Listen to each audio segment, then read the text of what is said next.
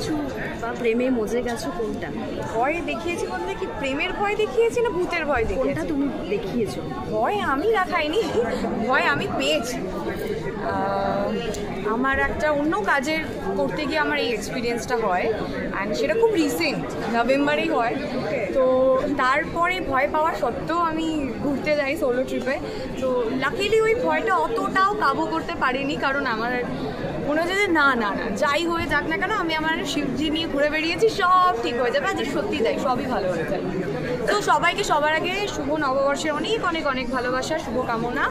আর এবার তোমরা কোয়েশ্চেন করো, আমি আনসার দিতে থাকি। শ্রীকান্ত জুটিকে আমরা দেখতে পাচ্ছি এবং সেই বন্ডিংটাই দেখলাম, তাই না? হ্যাঁ, মানে এই বন্ডিংটা সৈনিধি আর আমার অফ স্ক্রিন অনেক বেশি, যতটা স্ক্রিনে দেখা যায় সেটা হয়তো জাস্টিফাই করতে পারে না আমার সৈনিধির বন্ডিং। কারণ শ্রীকান্তের সময়ও আমরা প্রচুর টাইম স্পেন্ড করেছিলাম, এই মুভির সময় আমরা প্রচুর টাইম স্পেন্ড করেছি।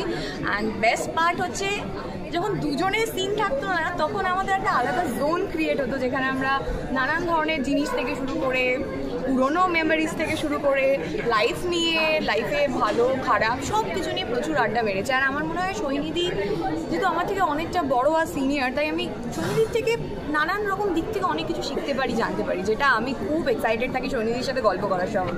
মানে একটা বোন বোন ব্যাপার চলে যায়। হ্যাঁ হ্যাঁ হ্যাঁ, বোন বোন ব্যাপার।